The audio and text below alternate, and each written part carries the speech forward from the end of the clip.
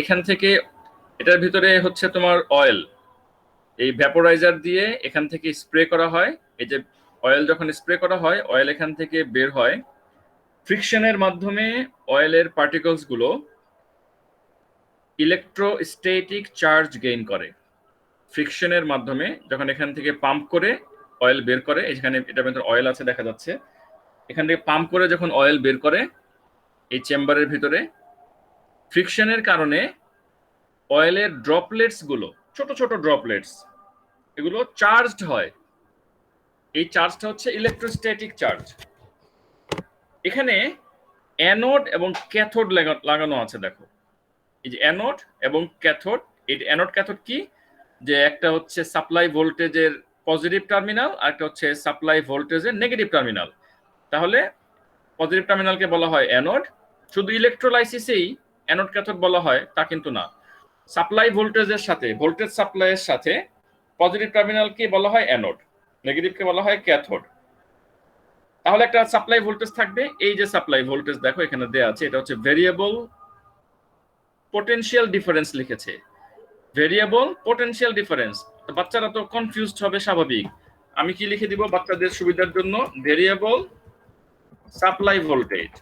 মানে এই যে কথাগুলো, এগুলো তোমরা বুঝে ফেলবা পড়তে পড়তে পড়তে, যে এখানে ভেরিয়েবল পোটেনশিয়াল ডিফারেন্স, এখানের মধ্যে একটা ভোল্টেজের ডিফারেন্স আছে, আসলে কিছুই না, একটা সাপ্লাই ভোল্টেজ এখানে দিয়েছে। এটা সাপ্লাই ভোল্টেজ লিখলে কিন্তু স্টুডেন্টরা সহজে বুঝতে পারতো, দিয়েছে কি ভেরিয়েবল পোটেনশিয়াল ডিফারেন্স। যাই হোক, এখান থেকে লাইট সোর্স, এখান থেকে মাইক্রোস্কোপ দিয়ে দেখবে যে এটার অবস্থাটা কি, কত কিছু সেট করেছে, দেখেছো? আচ্ছা, কি হবে, এই অয়েল ড্রপ পড়তে পড়তে এটার ভিতর দিয়ে যাবে, এই গ্যাপ দিয়ে ভিতরে প্রবেশ করবে। যদি এই সার্কিটের সুইচ অফ করা থাকে, যে পাওয়ার সাপ্লাইটা অন করা নাই, অফ, হ্যাঁ, তখন এই অয়েল ড্রপস গুলো তারা টার্মিনাল ভ্যালোসিটিতে এখান থেকে পড়তে পড়তে কিছু কিন্তু এখানে আটকে যাবে। হ্যাঁ, যারা পড়বে তাদের কথাই বলা হচ্ছে, যে স্যার এখানে তো কিছু আটকে যাবে, তাহলে কেমন হবে এক্সপেরিমেন্ট, ব্যাপারটা এরকম না। যারা আটকে যাবে তারা আটকে যাবে, যে পড়বে তাকে নিয়ে কথা হচ্ছে। যে পড়বে সে কিন্তু টার্মিনাল ভ্যালোসিটিতে নিচের দিকে পড়তে থাকবে, it would fall at terminal velocity. এখন এই যে টার্মিনাল ভ্যালোসিটিতে যেটা পড়বে, যখন পড়তে থাকবে টার্মিনাল ভ্যালোসিটিতে, তখন এটা এত ছোট যে এটার একটা ভিসকাস ড্র্যাগ হবে। এটা পড়বে কিসের কারণে? ওয়েটের কারণে। It would fall due to weight. Weight equals to mg, m multiply g। g হচ্ছে gravitational field strength, g। m হচ্ছে mass of the single droplet. পড়তে থাকবে, ওয়েট ইকুয়ালস টু হচ্ছে ভিসকাস ড্র্যাগ। যখন টার্মিনাল ভেলোসিটিতে পড়বে, আন্ডার টার্মিনাল ভেলোসিটি আমরা জানি weight equals to viscous drag. Viscous ড্র্যাগটা কি, সেই ভিসকোসিটির চ্যাপ্টারে আমরা কিন্তু পড়ে আসছি ইউনিট 2 তে। Weight equals to viscous drag. তো ভিসকাস ড্র্যাগের ইকুয়েশনটা কি? ভিসকাস ড্র্যাগ ছিল 6 পাই ইটা আর ভি। আমাদের মনে আছে 6 পাই ইটা আর ভি। তাহলে weight equals to viscous drag হবে। সেই ওয়েট ইকুয়ালস টু ভিসকাস ড্র্যাগের ইকুয়েশনটা আমরা দেখব। এখন এটা তো গেল যে যখন সে পড়বে টার্মিনাল ভেলোসিটিতে। আচ্ছা, এখন মনে করো যে পড়ছে, ভিতর দিয়ে যখন পড়ছে, তখন হচ্ছে যখন এটা পড়তে থাকবে, তখন এই ভেরিয়েবল সাপ্লাইকে অন করবে। আমরা কিন্তু প্রথমে কনসিডার করেছি অফ অবস্থায়, এতক্ষণ যেটা কনসিডার করলাম যে অফ অবস্থায়, এটা অফ, সার্কিটটা অফ, এখান থেকে পাওয়ার সাপ্লাই, এখানে একটা সুইচ আছে, ওই অবস্থায় এটা টার্মিনাল ভেলোসিটিতে পড়বে। ওয়েট ইকুয়ালস টু কি হবে? Viscous drag. এখন আমরা এটা অন অবস্থায় চিন্তা করব, যে এটাকে অন করা হয়েছে। অন করলে এই চার্জ ড্রপলেট যেটা পড়বে, চার্জ ড্রপলেট, ঠিক আছে, সেই চার্জ ড্রপলেট হয় পজিটিভ অথবা কি নেগেটিভ। পজিটিভ না নেগেটিভ এটা আমাদের দরকার নাই, যে কোনো একটা চার্জ যেটার মধ্যে আছে। যখন এটা পড়ছে, তখন এই অ্যানোড এবং ক্যাথোডের এই ভেরিয়েবল পাওয়ার সাপ্লাই এটাকে বাড়িয়ে কমিয়ে এখানে একটা ফোর্স ক্রিয়েট করা যাবে। এখানে একটা ফোর্স ক্রিয়েট করা যাবে, ফোর্স ক্রিয়েট করে ওই চার্জ ড্রপলেটকে কন্ট্রোল করা যাবে। এটাকে নিচের দিকে জোরে টানা যাবে, আবার ফোর্স দিয়ে ইলেকট্রিক ফোর্স, এখানে একটা ফোর্স থাকবে, এটাকে বলা হয় ইলেকট্রিক ফোর্স। ইলেকট্রিক ফিল্ড তৈরি হবে। তো এখানে কি হবে? Electric field. ওই যে আমরা একটু আগে এর আগের ক্লাস পর্যন্ত দেখে আসছি না, অ্যানোড থেকে ক্যাথোডে কি থাকে, ইলেকট্রিক ফিল্ড। ইলেকট্রিক ফিল্ডের মধ্যে কি থাকে, ইলেকট্রিক ফোর্স থাকে। ইলেকট্রিক ফোর্স দিয়ে এটাকে আটকে দেওয়া যাবে, উপরের দিকে উঠানো যাবে, এক জায়গায় রাখা যাবে, আবার টান দিয়ে নিচে নামানো যাবে, এই ফোর্সকে বাড়িয়ে কমিয়ে, এবং পুরোটাই কন্ট্রোল হবে ভেরিয়েবল পাওয়ার সাপ্লাই দিয়ে, এবং এই মাইক্রোস্কোপ দিয়ে সে দেখবে এটা, আর এটা হবে তার হাতের কাছে। এখন এমন একটা অবস্থা হইলো যে ফোর্স দিয়ে, এটা তো পড়ছিল ওয়েটের কারণে, উপরের দিকে ফোর্স দেওয়া হবে, এই ফোর্স দিয়ে এটাকে আটকে দেওয়া হবে। একটা অয়েল ড্রপের কথা আমি বলছি, এখানে কিন্তু অনেকগুলো অয়েল ড্রপ দেখা যাচ্ছে, আমি একটা অয়েল ড্রপের কথা বলছি, যে অয়েল ড্রপটাকে এখানে এই উপরের দিকে ফোর্স দিয়ে এমন ভাবে এই ফোর্সটা দেওয়া হবে যে এই ফোর্সটা ইকুয়াল টু ওয়েট, যেই ওয়েটের কারণে সে পড়ছিল নিচের দিকে, that weight equals to this force, electric force এটা।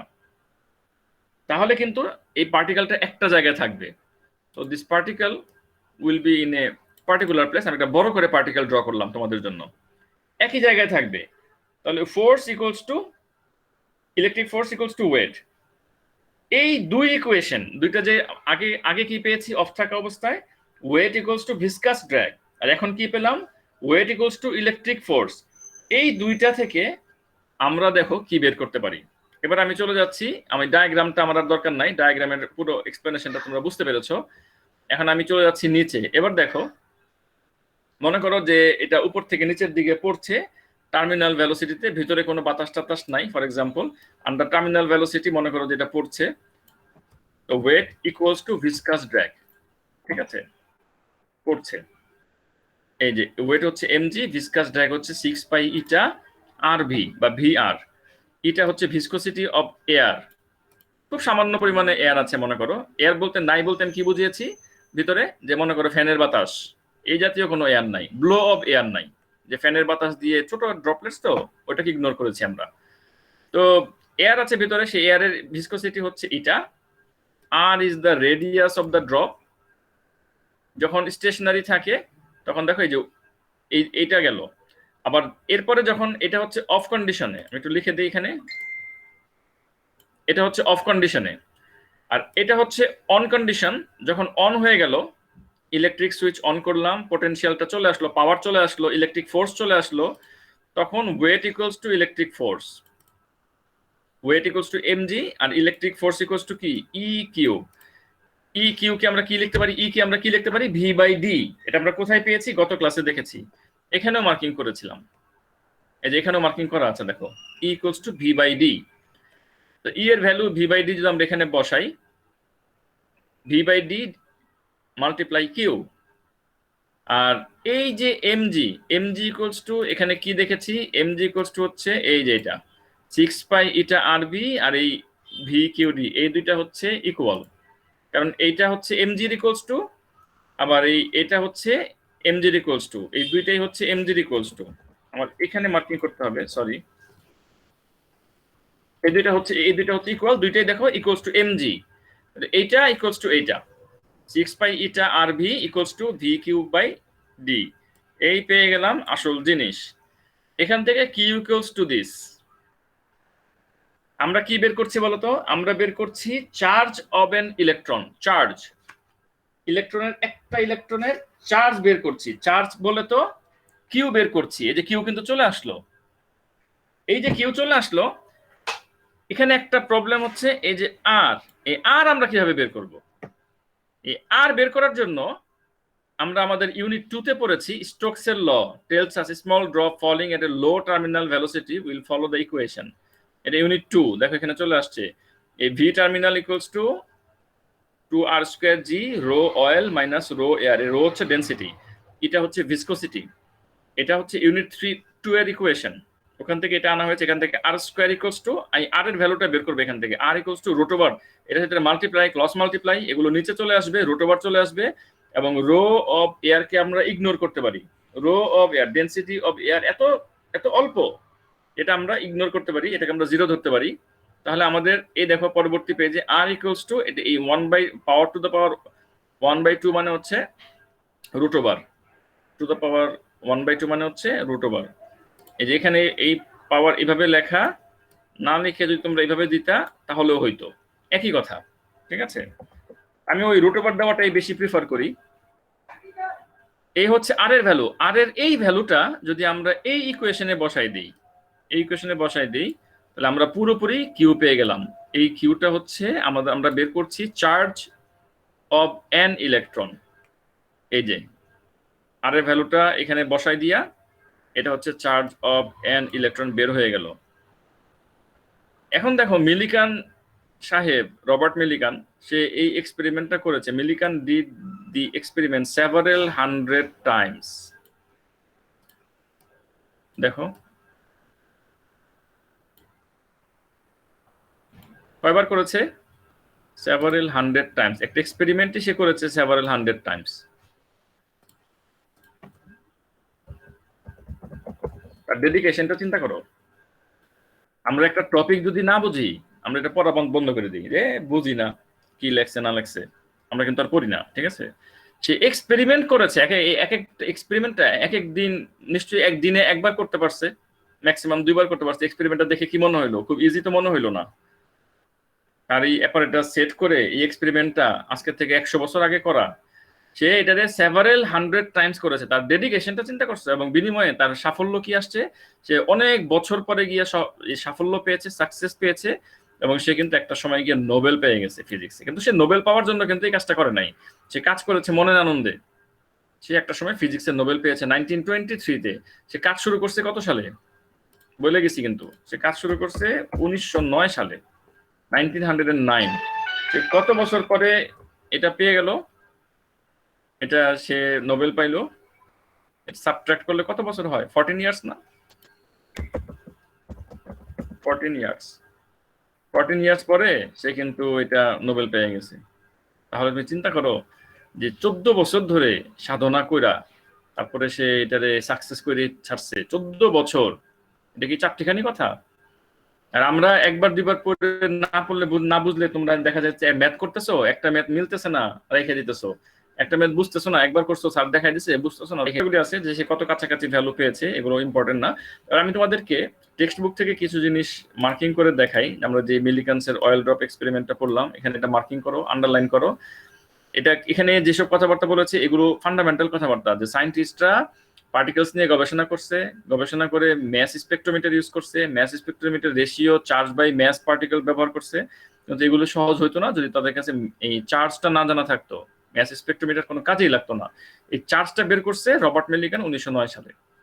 এই প্যারাগ্রাফের মধ্যে এইটাই লেখা আছে যে 1909 সালে মিলিকান যখন এক্সপেরিমেন্ট করে চার্জ আবিষ্কার করে দিছে, তারপর থেকে ব্যাপারটা ইজি হয়ে গেছে।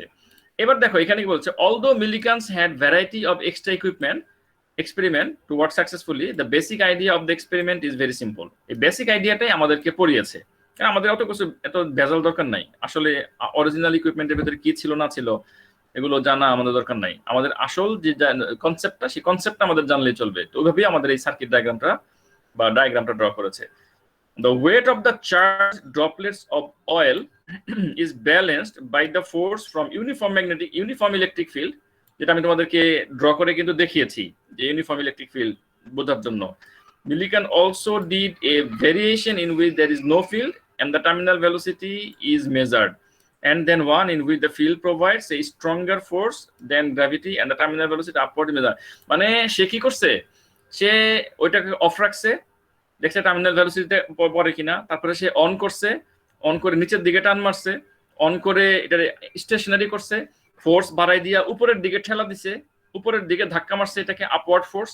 অনেকগুলো কাজ করেছে সে। এটা এখানে যে ব্র্যাকেটে লিখেছে, when oil is squirted into the, squirted মানে ছড়িয়ে দেওয়া, into the upper chamber from the vaporizer, friction gives the droplets an electrostatic charge. এই লাইনটা ইম্পর্টেন্ট। This will be কতটুকু charge? Some unknown multiple of the charge of an electron. আচ্ছা, unknown multiple মানে আমাদের আপাতত দরকার নাই, because electrons have added, আচ্ছা added or removed। দেখো electrons have added or removed, মানে অ্যাড হইছে ফ্রিকশনের কারণে না রিমুভ হইছে, এটা রাইটাররাই আমাদের ক্লিয়ার করে লিখছে না, কাজে আমাদের দরকারই নাই যে এটা পজিটিভ হইলো না নেগেটিভ হইলো, এটা আননেসেসারি টপিক। চার্জড হইছে এটাই যথেষ্ট। As the drops fall under gravity, some will go through the anode and enter the uniform field created between the charged plates. If the field is switched off, they will continue to fall at their terminal velocity. Mark করে নাও, underline করে নাও। আশা করি তোমরা মূল কনসেপ্টটা, মিলিকান্সের এক্সপেরিমেন্টের কনসেপ্টটা বুঝে ফেলেছো। মিলিকান্সের experiment কনসেপ্টটা বুঝে ফেললে এটা আর ভুলে যাও না, ঠিক আছে? আসলে মূল কথাবার্তা এই লেবেলিংটা করো, হ্যাঁ। টুকটাক কোশ্চেন এই ইকুয়েশনগুলি দিতে পারে, এখানে এটাকে আমরা ইকুয়াল কেন ধরলাম, এটা কেন ইকুয়াল হইলো, এই জিনিসগুলি ধরতে পারে। টুকটাক কোশ্চেন যেটা তোমরা এটা একবার দুবার রিডিং পড়লেই বুঝে ফেলবা। समझा कि नहीं?